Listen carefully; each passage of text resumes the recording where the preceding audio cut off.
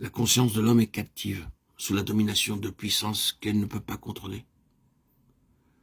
Ce n'est donc que l'Esprit de Dieu, l'Esprit que Christ est venu nous apporter, qui pourra, en devenant notre vie même, recevoir et assimiler les paroles divines et nous en faire réaliser la force.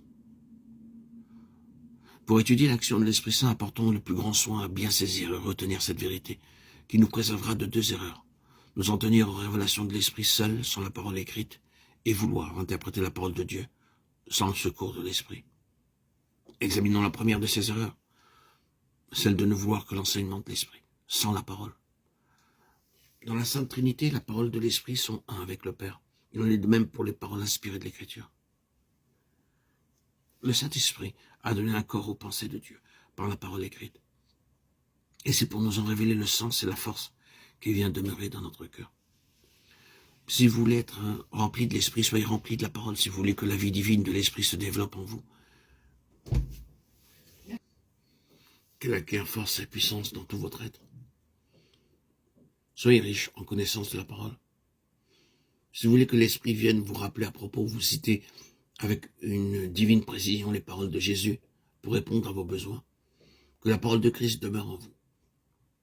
Si vous voulez que l'Esprit vous révèle la volonté de Dieu dans toutes les circonstances de votre vie, qu'il vous signale entre divers commandements qui paraissent se contredire celui que vous devez suivre, vous le suggérant au moment opportun.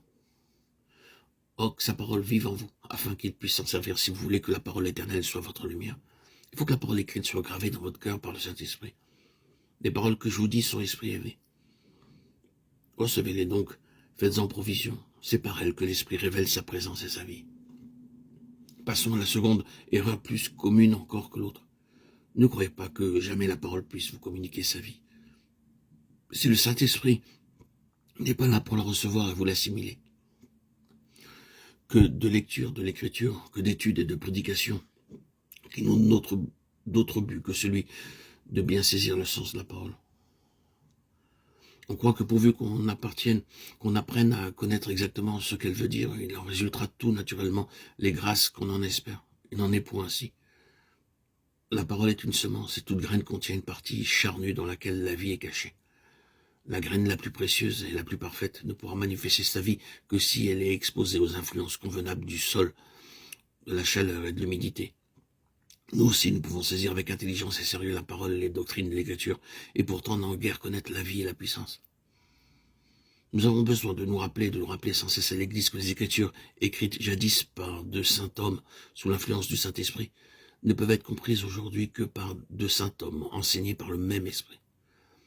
Les paroles que je vous dis sont esprit et vie. Pour les saisir, pour se les assimiler, la chair ne sert de rien. C'est l'Esprit qui vivifie, l'Esprit de vie qui demeure en nous. C'est là ce que nous enseigne l'histoire des Juifs ou du temps de Christ. Ils se croyaient pleins de zèle pour Dieu et sa parole, mais tout ce zèle se portait sur l'interprétation humaine de la parole de Dieu.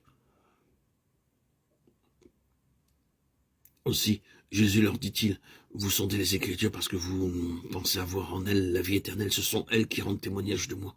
Et vous ne voulez pas venir à moi pour avoir la vie. Jean 5, 39, 40.